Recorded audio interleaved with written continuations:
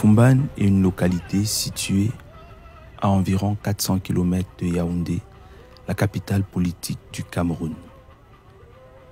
C'est de là qu'est originaire mon ami Aloté.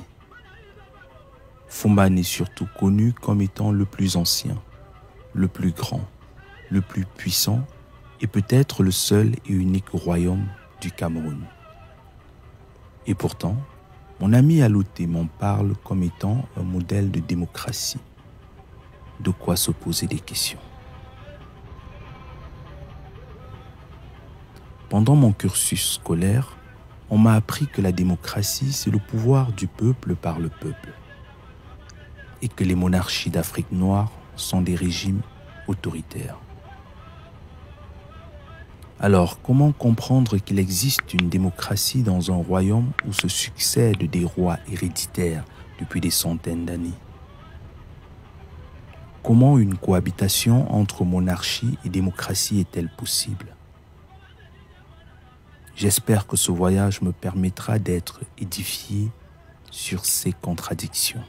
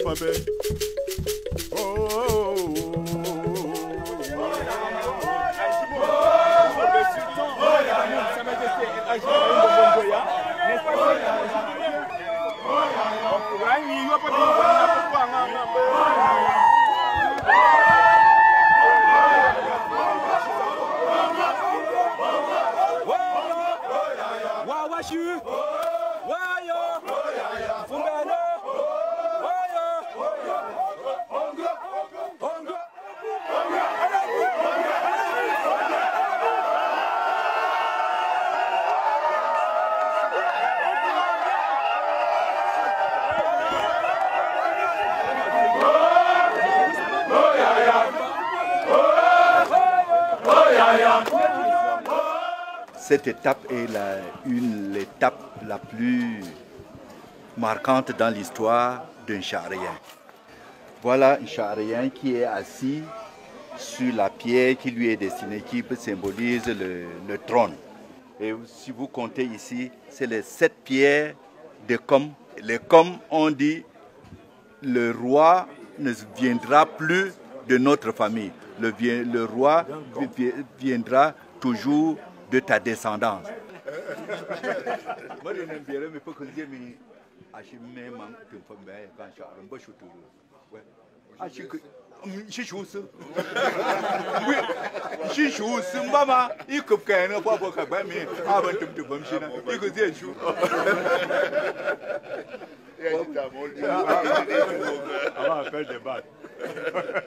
Ce sera la deuxième fois en 20 ans que je me suis assis sur cette pierre.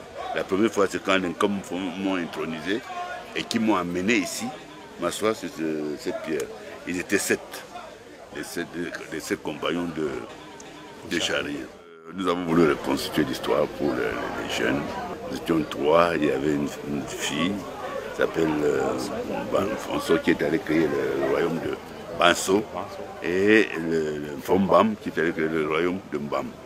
Et nous étions 3. Les chariens est venu ici pour créer le royaume Bamoun. Je suis tenté d'explorer l'histoire, de remonter le temps. Peut-être que là se trouve la réponse à mes interrogations. Mon voyage commence donc ici, à Sabango, 7 pierres en langue Bamoun. Ces 7 pierres qui, 7 siècles plus tôt, ont marqué la naissance de la dynastie de Charienne.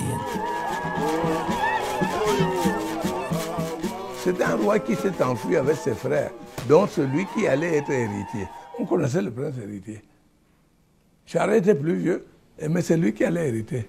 C'est pour ça qu'il a cette tactique. Il traverse avec tous les siens. Une fois qu'il a traversé, la Mapé, il se met à démolir les embarcations et ils étaient pressés parce qu'on les poursuivait. Et il fuit avec des objets traditionnels, régaliens. La pierre du pays vient de Rifum. Pour introniser le roi, il s'assoit dessus.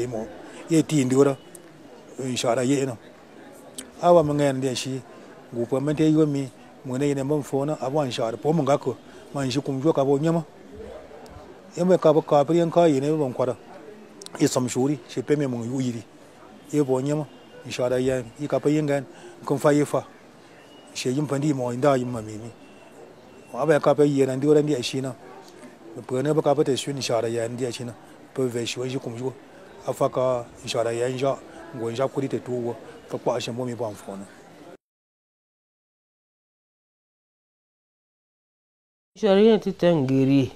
Il aimait conquérir, c'était un conquérant. Dans le sens de conquistador, comme disent à l'époque, n'est-ce pas, de la colonisation latino-américaine. Chaque fois qu'il arrivait, ce chef, petit roitelet et résistant, il le conquiert, il prend la place. Avec une superficie de 7700 km² pour 820 000 habitants environ, le royaume Bamoun occupe à lui seul plus de la moitié de l'étendue de la région de l'ouest du Cameroun, qui elle-même compte 7 autres départements. Cette immensité, le royaume la doit au roi Mbombo, le 11e monarque de la dynastie, le roi de la guerre. On raconte qu'il mesurait plus de 2 mètres de hauteur et pouvait se faire entendre sur 2 kilomètres à la ronde, aussi incroyable que cela puisse paraître. Pour ceux qui, comme moi, sont nés au début des années 80 et qui ont aussitôt connu le multipartisme, il est superflu de parler de démocratie dans un régime où il n'y a pas d'alternance au pouvoir, de liberté d'expression, d'égalité de sexe, de justice, etc.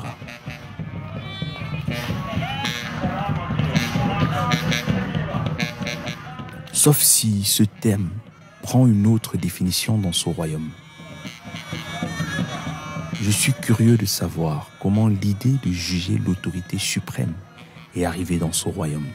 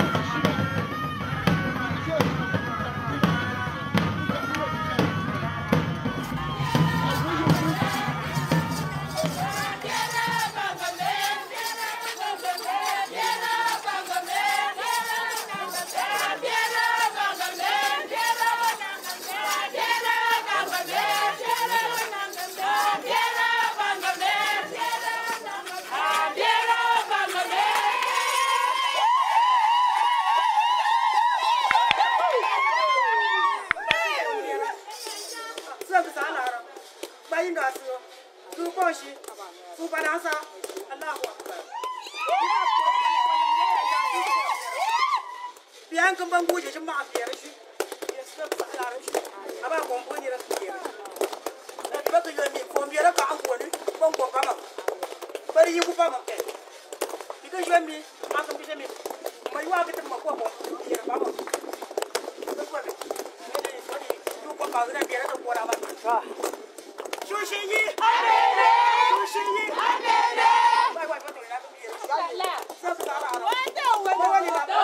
video hấp dẫn.